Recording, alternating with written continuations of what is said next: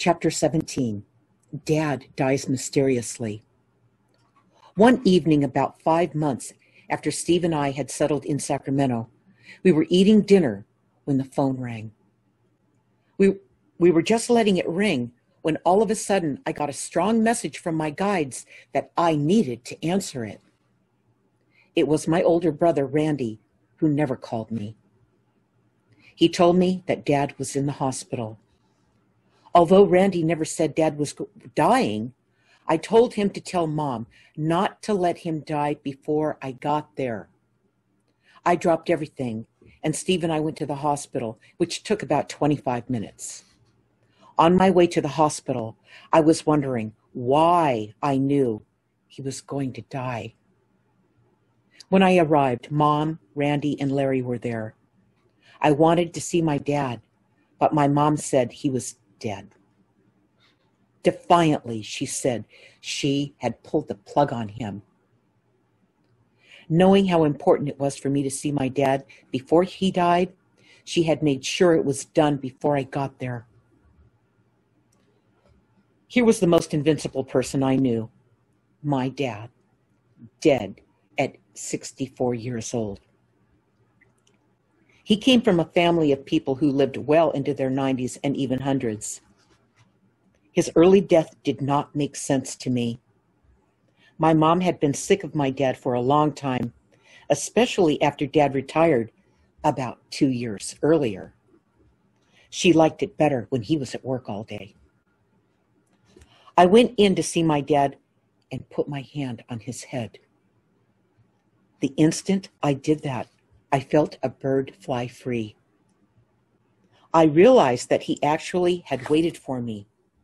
With my arrival, he was gone. My dad was that bird. He was free and gentle again. I felt him fly away and leave. I was overwhelmed with loss in that moment, and I broke down crying in Steve's arms.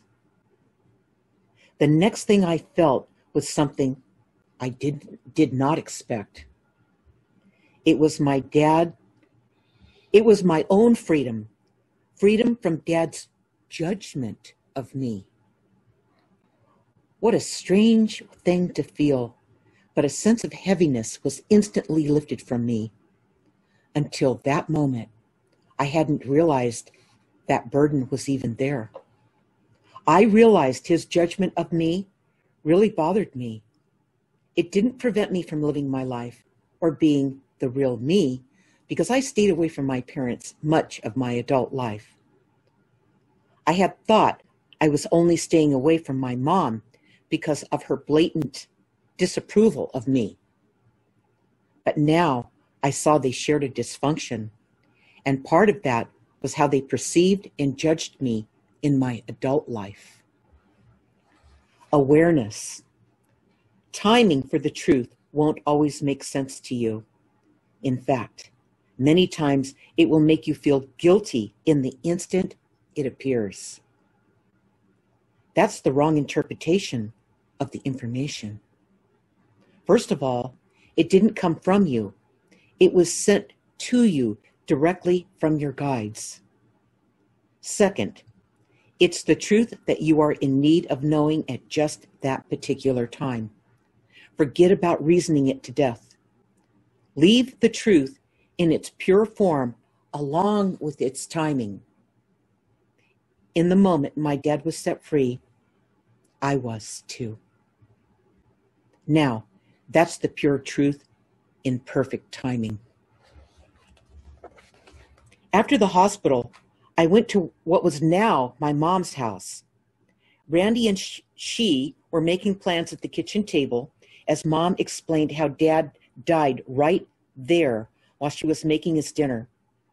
She said he fell off the chair and choked on the floor, trying to catch his breath, with foam coming out of his mouth.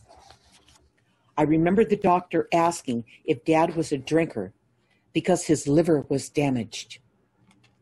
That was alarming. Dad would have an occasional drink, but he never overdid it. He was an athlete. He took a great deal of pride in his physical health. Dad was never sick He never even had a doctor. As I thought about it, I suspected my mother may have poisoned him over time. Nothing that she did would have surprised me. She did not seem shaken up by Dad's death, and in her own words, she pulled the plug on him as quickly as possible, especially before I showed up at the hospital. My dad was a tinkerer and builder who made many wonderful things. My mother never let me have any of the things he had made. She was deliberate about that. So while she and Randy were planning at the kitchen table, I went into the room where my dad made his carvings. I looked through the drawers and found a heart he had made for Mom. Dad got sweeter with age, but Mom was done with him. Her heart wasn't just cold, it was dead. She had ignored the gifts he made for her. I also found a carving I remember my dad having made. It was small enough to put in my pocket, so I took it. That, along with the necklace of gold nuggets my dad dredged in his gold mining days that he had given to me, are the only two things I have from my dad. These are two of the most precious possessions that I own. I didn't stay at the house. I don't remember what Larry was doing. He had a totally different relationship with Dad than I did. Mom was telling Randy how Dad was losing it at the end, that he was getting dementia. She said she was relieved that she was finally free. I just couldn't believe that my dad was gone. My dad always knew I loved him, and nothing would ever change that. Thanks for waiting for me, Dad. Losing Dad was sad for many people. They called Dad the leprechaun at the funeral. He was truly magical. He was looked up to by many. Grown men were crying at Dad's funeral. Even my ex, Alex, who was out of prison at that time, was crying for my dad. That was the last time I ever saw Alex. Never missing a beat, my mom played the broke card. So I paid for Dad's funeral. For Mom, this was a no-brainer because she knew I would never neglect my dad. Dad deserved a respectable send-off, and no one in the family was willing to make that happen. His two brothers, both older than he, were shocked to hear their younger brother had died. They were devastated, while all my mother could say about them attending Dad's funeral was she hoped they didn't want her to put them up. I got the feeling she was hiding something again. I picked out the most beautifully crafted casket for my dad. The funeral was very sweet. The only hiccup was the morbid organ music that I told them not to play. The moment they started it, I stopped them. My mom took all the credit for the funeral arrangements because everyone assumed that she would do this for her beloved husband. I saw that as another of ugly moments where she would take pride in fooling everyone. I wondered if anyone besides Larry and I could see this side of her. Awareness. There are times when there's no way of getting out of being set up by the people who are working against you. These people are in more pain than you can imagine. It's their own negative choices that eventually destroy them. So stay focused on following your own path and steer clear of the negativity of others. As all this was going on, my boyfriend Steve was buying the first computer I ever owned. It was an Apple computer. But he was not happy with it and took it back and got a PC instead. He had gone to the exclusive Choate College as a teenager where he took computer science classes. He was a natural with computers. Interestingly, I had told Mary about 4 years earlier that I would marry someone from the East Coast, he came from New Jersey, who was into computers. And there you have it. Steve and I had just moved into one of the houses we built in our first project together just before my father's death. Cindy was mad at me, so she moved in with her dad against my wishes. I told her I knew she was taking the easy way out because her dad would let her do anything, including giving her drugs. He wasn't a parent. He acted more like a buddy to her. Unfortunately, that approach only works if you have a responsible child. Cindy was far from that. Cindy took full advantage of that situation by making a number of dark choices. I discovered some of them over the years.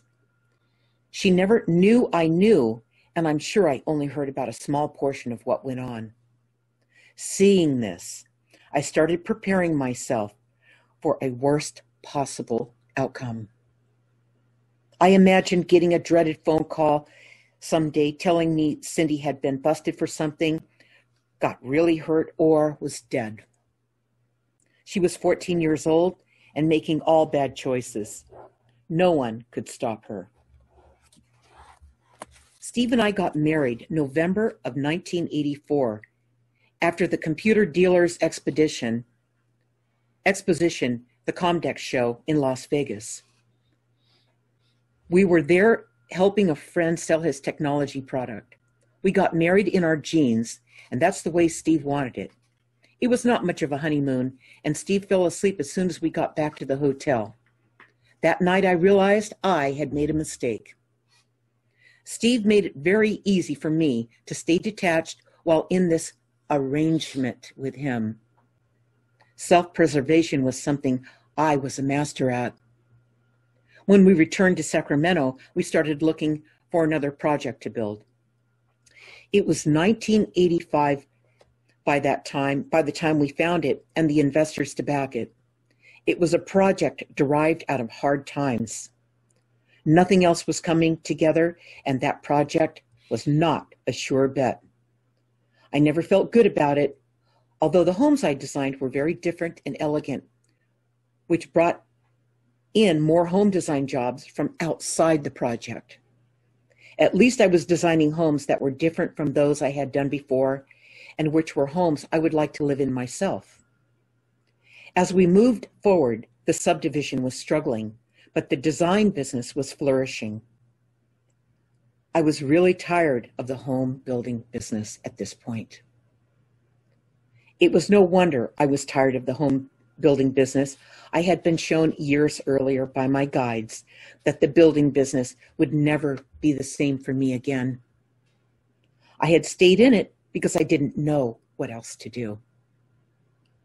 That was about to change, but I still didn't consciously know what it was. Awareness. Sometimes getting tired is the best thing that can happen because you stop resisting the flow. You get out of your own way and step into what may not make sense, but it leads you in a direction that has been calling you your entire life. The pull is strong. You are being guided. In 1986, I started taking dream classes in the evenings. That turned out to be a major turning point for me. I had had vivid dreams my entire life, and I knew they meant much more than I was capable of understanding on my own. I always recorded my dreams in a journal. The classes helped me decipher them. My guides trained me with precision in dreams. They taught me things like how to master my energy and develop abilities to defy gravity. This was very advanced training from the master teachers. What I learned in my dreams and from my guides surpassed anything I ever experienced in this life. I thought of it as super learning. The dream classes helped me refine my understanding of these dreams and myself. I was, I was receiving so much clarity and insight from the dream classes that Steve told me at one point to stop taking them because they were going to ruin our marriage. I couldn't believe what I was hearing. It was like telling me to stop breathing. So many things were finally making sense to me. It would take another book just to cover the many experiences that came from my dreams. I told Steve I could never stop the classes. I'm not sure what he was concerned about because I never let the classes interfere with my obligations to work or our marriage. As I took a look back, I sensed that he feared that what I was learning would eventually cause me to leave him. He wasn't interested in expanding himself, although it intrigued him. Then, after over 30 years, once I started taking these dream classes, the merry-go-round dream finally stopped. It had been 14 years since my UFO sighting and telepathic communication. At that time, they, on that ship, on the extraterrestrials, they told me not to tell anyone about the encounter until 1986. Now that happened in 1972. So this is 14 years later. By 1986, I had learned a lot. I had started dream classes and my inner world was opening up like never before, even though I was still not entirely sure what 1986 meant. Tip: try taking a class that resonates with you to learn to contact your guides. It could be a dream class, a meditation group, a yoga class, even a music class. Do what you are drawn to do. Expect the best, and if the class is not a fit, move on to another class until you find the right one. If it makes you feel good, then that becomes the doorway for you to join forces with your guides. After living for close to a year with her dad, Cindy had a falling out with him. I never learned what happened. I do know that during that time, Cindy lived with her dad. She asked him why he cheated on me. He told her it was because he was insecure. Cindy told me he never talked badly about me and defended me when anyone, including her, did. When she left Alex's house, she was 15. She had a job at a grocery store while she continued going to high school. Once she got to know the people at her work, she moved in to an apartment with another girl. I went to see her new place and met her roommate and to see where she was living. I knew that this was a major step for Cindy and that between work and school, she wouldn't have much time to get in trouble. That impression turned out to be right. She really valued her job because it gave her freedom. She had learned to appreciate so much. She kept that position, advanced in the company, and finished high school. However, being short on money management skills, having a job that didn't cover making enough money to pay all of her bills, resulted in her going so deeply into debt that she couldn't pay her rent anymore. So rather than coming to me or her dad, she went to her grandmother, my mom. Instead of getting a loan, she ended up moving in with my mom. Mom and Cindy agreed to certain conditions before she moved in. Mom always had to be in control and the one who created the rules. On the positive side, Cindy was put on a strict budget, with Mom taking her entire paycheck, deducting rent, and then using what was left to pay her debts. Mom controlled everything, including getting paid first. Then, about a year after Cindy moved in with her, my mom had respiratory failure. My mom couldn't breathe. So Cindy took her to the hospital. They put her on oxygen as they evaluated her condition. Mom was a heavy smoker her entire life, and the diagnosis was emphysema. The doctor told her to stop smoking or she would die. She was upset, and she said she had ruined her lungs. She actually stopped smoking after that episode. Cindy had saved Mom's life. It was strange when I visited my mom in the hospital because her demeanor was a mix of resentment and avoidance. She actually glared at me when I came in. I could feel that my visit was interrupting some kind of relationship she and Cindy had developed. From what I could tell, the foundation of their bond was grousing about me. Awareness. Over the years, my guides had taught me how to detect people's true intentions. In the case of my mother and my daughter, it was obvious that over the course of just 1 year, they had developed a common bond of some sort of yet-to-be-revealed attack on me. It was 1987. My younger brother Larry was floundering again. He asked us for some work, but we were already committed to the subcontractors, and they were fully staffed. Instead, we got him a job doing some construction work for our CPA. She needed some sidewalks and driveways installed, and we knew Larry was perfect for the job. After about halfway through, he lost it and threatened to kill her if he didn't get paid. I had to step in and get him off the job. I paid him what he felt he was worth so he would stop with the threats. He had become very unstable. I told Mom that I thought Larry needed help. She rejected that and said her job with him was done. She turned her back on him, and that was the end of it. Shortly after that, he met a girl who was also in need of psychological help. They lived together until she died a few years later. Not long after her death, he became a ward of the state of California and was placed into a group home. I expect that losing his girlfriend brought attention to his needs.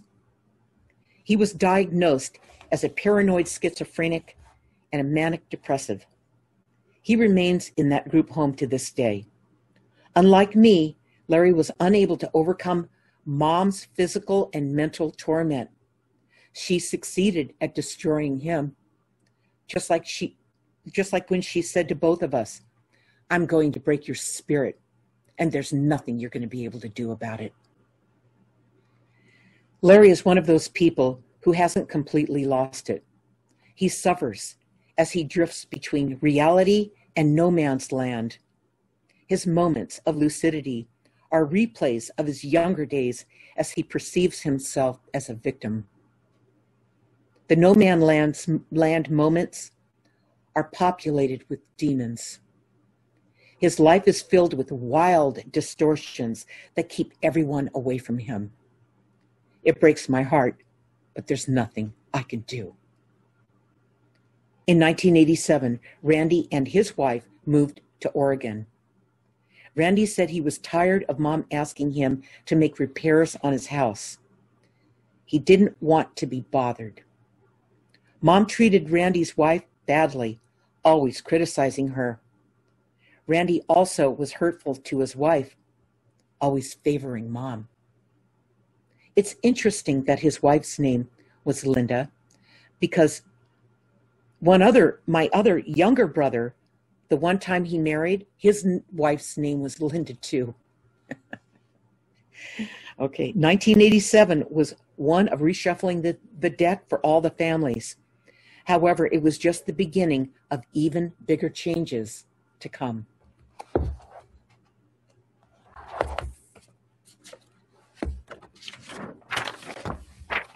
Whew, okay. Next week, August 29th, is our webinar. So every weekend on Saturday at 1 o'clock, I'm either reading from my books. Right now I'm reading from Guided. And the last Saturday of the month is always the webinar. The webinar is going to be The Light Beings Reveal How to Bring Back Your Life. Okay, it's a paid webinar. You can go to my website, lindadeir.com, and click on live events, and it'll take you right there. You can watch the video trailer and sign up. All right. So 2 Saturdays from now, September 5th at 1 p.m. Pacific time, I will read to you from chapter 18 of Guided. My guides channel me in a new direction. By 1988, our struggling subdivision was just about finished. The demands and threats of the homeowners we were building for had reached a crescendo. We managed them as well as we could, but we were getting very tired of it. Plus, the subcontractors were stealing from us at every opportunity. It was overwhelming. One day when Steve and I went to lunch, I had an anxiety attack. I could not catch my breath. Steve rushed me to the hospital right around the corner, the same hospital my dad died at just 5 years earlier. They gave me oxygen and told me it was due to stress. The doctor told me to go home and rest for at least 2 days. This was the first time in my life that I had hit a limit. Could this be the price my dad tried to warn me about my high energy and how to manage it? So until then, you have help. You are never alone and always being guided.